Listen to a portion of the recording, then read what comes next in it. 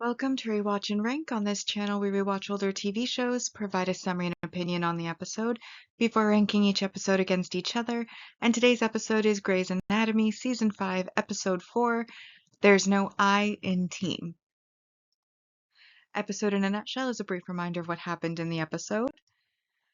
So, as always, we'll start with the patients, and in this case, all of the patients were part of the same surgery, which was a domino surgery. Essentially, there were 12 people, 6 people were getting a kidney, 6 people were donating a kidney, but because the people who wanted to donate for their family members weren't matches to their family members, they basically were each donating to a different person, and then their family member was getting a kidney from a different person, so basically 6 strangers donating to 6 strangers who would be recipients. And this came with a little bit of associated drama. For example, in the case of one, the father used the opportunity to try to get closer to his son, which failed until the end because his was the only surgery that wasn't 100% successful. He's still alive at the end of the episode, but he's the only one who has some complications. One wife finds out her husband was cheating on her, and the mistress was one of the other patients who is going to be donating her kidney for him as well. And she almost doesn't donate her kidney, but then after the fact, Bailey basically tells her, like, it's not just your husband, there's 5 other lives. And she ultimately decides to go ahead with the surgery, even though she's no longer doing it for her husband, but more because she is a good person. And then at the end, she gets to meet the person that she was a donor for and her family, which of course gives closure that that was the best decision for her. Then there was the fact that Meredith dropped one of the kidneys on the floor. It's of course picked up, cleaned, re-sterilized, retaken care of, and ultimately the patient is not negatively impacted, which is good. But that also is a bit of a drama that happens with it as well. And of course, because the one Mrs. Mercer was planning to potentially pull out, that then for part of the episode left all of the patients and like the recipients and donors in a bit of a limbo, because obviously if one of their family members isn't getting a kidney, then they're not going to donate their kidney, and then the whole domino effect falls apart. But ultimately, all's well that ends well. As for the more personal dramas, Callie and Erica come back from their first date, and they do, it is implied on screen that they get busy. However, it's later revealed by Callie to Sloane that she ended up balking at the final frontier for, out of discomfort, and then she keeps trying to talk to Sloane. Sloane doesn't really want to hear it.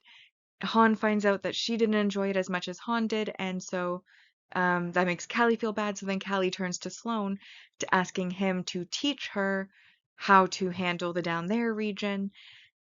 And then at the end of the episode, she approaches Han again to have a second try.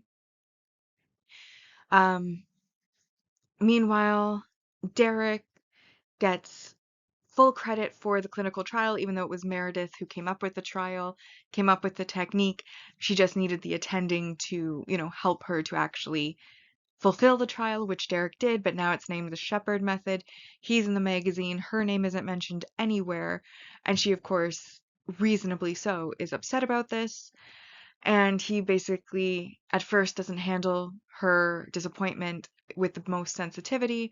However, as the episode progresses, he gets advice from others and ultimately ends up making it up to her, thanking her for, all of her hard work, says he couldn't have done it without her. Obviously, it was her idea to start with, and that she was there for every surgery, and he gets her one of the dead kidneys in a jar, as a souvenir to kind of make it up to her, and that seems to do the trick. George, of course, is now a resident, and each of the other residents are told to give up one of their interns except Meredith because George was her intern, so she's already lost him.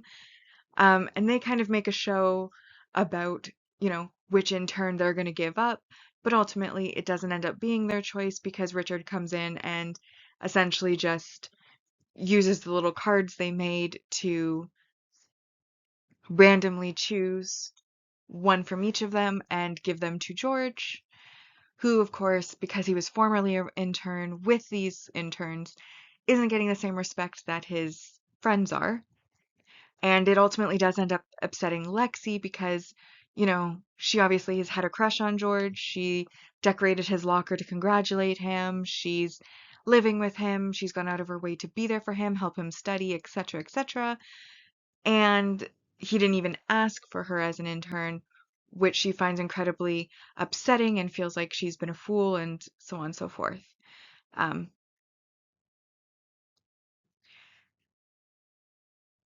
and then I think that's all of the main points for this episode. So we will move on. And we have our rankings now. First on the mostly objective ranking list, using the set values to determine the score. And those set values are based on what I would consider key storytelling elements. And then the personal ranking list, which is purely based on my own emotional opinion, entertainment value, etc. Just basically what I think of the episode. So, mostly objective, we have our single episode supporting character introductions, and of course, we have quite a few patients because this was a domino surgery, so all of the patients were part of the same surgery. So we have Kurt Walling, his son PJ Walling, which was the one he was trying to reconnect with through having this surgery, also offered to pay him $10,000 to be willing to give up his kidney, claiming it to be a early Christmas gift, because you can't actually legally buy somebody's organs. Stan Mercer, he's the cheater, and he cheated with Lindsay Herman. While his wife Nancy Mercer finds out about it, Nancy is the one who almost pulls out as she was giving her kidney to Mrs. Chen, but um, in the end, she ends up deciding to go ahead with it, thanks to Bailey. And then one of the other patients was a Mrs. Patel, who I believe is the one who got the kidney that was dropped on the floor by accident. And then there were some others, obviously, that's not 12 people, but they were not named online or in the episode really, and I don't really know. They didn't really get much screen time because they were the non-problematic, non-dramatic patients. So that's 7 to start with, and then we have the supporting relationship development. +2, Callie and Han have a successful first date. They make out after that first date, and at the end of the episode, it is implied that they will be doing a little bit more than that. Then we had Izzy at the end of the episode telling Alex that she cares about him, that she's not going to go crazy, she's not going to, harm herself like Rebecca did. And she basically says, no matter how hard you try to push me away, I care about you and I'm going to keep caring about you. And she repeats it over and over until eventually Alex kisses her. So they now have kissed. That's worth 2 points. And then we have our multi-season main character developments worth 4 points each. Derek, of course, gets in the magazine for the Shepherd Method. And then George gets his interns. And that's it for the positive points. Negative points. First one is the character regression, and I took the point for this because Meredith dropped a kidney, and to be honest, that's not really like her. For all that she's a bit of a mess on the personal side of life, she's usually pretty solid as far as the surgical side, so this is a bit of a blunder that is unexpected for her character, which is why I felt that it was worth taking a point as regression, though of course it's a very minor regression. And it only leads to a little bit of guilt after the fact, but as the patient ends up not harmed, and then Richard takes her to see the patient that is struggling who got a perfectly fine kidney that was not on the floor. So there's that. And then I took 2 points each for negative messaging or behavior. Obviously, Derek taking full credit for the clinical trial, though the idea was originally Meredith's, I do think is negative. Ultimately, he was the attending. He was the one running the trial. It's his name that was behind it because he was the attending. And it wasn't his specialty, so I do think that it should have been called the Shepherd Method, and I do think that, him getting most of the credit was reasonable based on those things.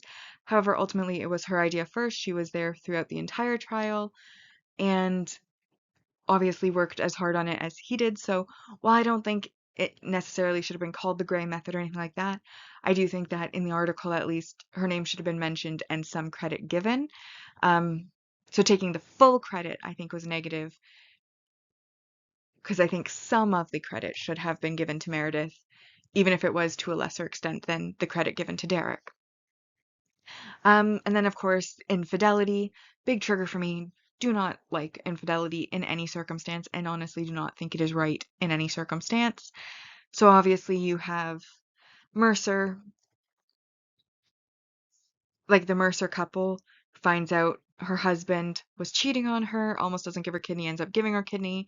That was infidelity. Apparently he and his coworker, Lindsay was his coworker, have been together for 3 years, and she hoped giving him her kidney would make him make a choice.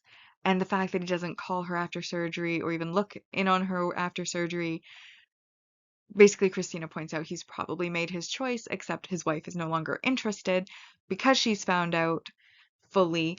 And I don't know if he regrets it or not. He does point out that no one's going to care about his urine output now that his wife's not there, but I don't know if he actually was regretful or not.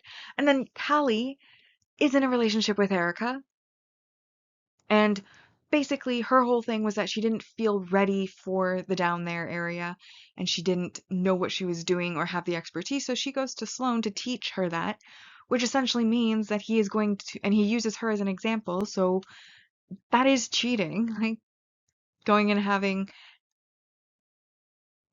oral or even a hand job with somebody. That's still an intimate act while she is seeing somebody else, and they have become official because they had their official first date and agreed to see each other. Like, it's not like an up in the air ambiguous thing anymore. They have officially decided to date, so I would consider that infidelity as well. So I also took 2 points for that. And then we have our supporting relationship regression or breakup, which of course is Callie telling Han she didn't enjoy being physical with her, then cheating with Sloane. And while at the end of the episode she comes back, Han is not at this point aware of the fact that she's been unfaithful, so that's foreshadowing because I'm sure it will come up eventually.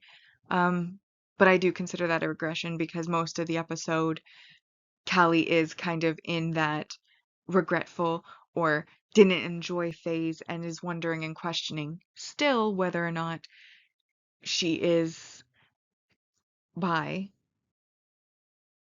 because obviously she's been with men before. At any rate, those are all of the points, but we're still left with 12, which does make this a 10 out of 10 episode. Bringing our mostly objective ranking to in first, Dream a Little Dream of Me. Second is this episode. There's no I in team. It is, of course, second because when more than one episode has the same score, we rank in episode order. Then Here Comes the Flood and Brave New World. Now, my personal ranking list, I also really enjoyed this episode. I thought they did a very good job with the domino surgery. I thought that all of the dramas surrounding it were somewhat meaningful. To be honest, I'm on the tail end of my time of the month, so I may be a little bit more emotional than I normally was. But there were a few points where I did feel something, and I felt like, that's why I said it was meaningful. Like, I felt an emotional, not enough to like actually present itself outwardly, but internally I felt, touched emotionally in a few of the scenes, like when Nancy was brought to the Chen family after giving her kidney, even in spite of her husband's infidelity. I thought that was very meaningful. The son and father, throughout the entire episode, the son's not interested in letting the father make up for his mistakes. But then after Alex goes to him and is like, your dad's dying. Maybe you don't care about him, but if you do, this is the time to, let him know because he's not potentially going to be around for a while. And then the son is brought in by Christina or I think it's Christina, or it could be Izzy. Or, no, wait. Izzy's with the father. Alex brings him in. Okay, I'm uncertain. Anyways, the son is brought in by somebody to where the father is, and he's crying because he does care, and he's of course putting up the brave front, trying to be like, you hurt me in the past, I'm going to hurt you back type thing. But now that he knows his dad may be dying even after the surgery, he lets him know he cares and comes in crying. And I thought that also was a really sweet moment. Neither of those moments were enough for me to say successful emotional impact because I didn't outwardly show the emotion, but inwardly because I felt it, because I could recognize it and identify it. For my personal ranking, that gave it a boost. And the personal dramas, again, weren't overly heavy and they didn't throw too many at us. So I felt like the drama was at a manageable level to not be overwhelming, but was also interesting. And so ultimately, I decided to also give this episode a 10 out of 10 because I didn't really think that it had any major flaws other than Callie's infidelity, especially since she doesn't even seem to think of it that way. She thought of it as like getting taught by Sloane, but ultimately, like, I would still consider that infidelity. So, either way, like I said, 10 out of 10. Put it in first place. There's no I in team, followed by Brave New World, Here Comes the Flood, and Dream a Little Dream of Me in last place so far. Bringing us to our series rankings so far, mostly objective. We had basically the seasons in order, season 1, 2, 3, and 4 in 1, 2, 3, and 4th place respectively. Season 5 at 35 out of 230. Then we have the personal ranking where we had season 3 in first, followed by season 2, season 4, season 1 in 4th place, and then season 5 is at 34 out of 230. But with that, we've now rewatched and ranked Grey's Anatomy season 5, episode 4. There's no I in team. Like and subscribe if you'd like to, and I'll see you in the next episode.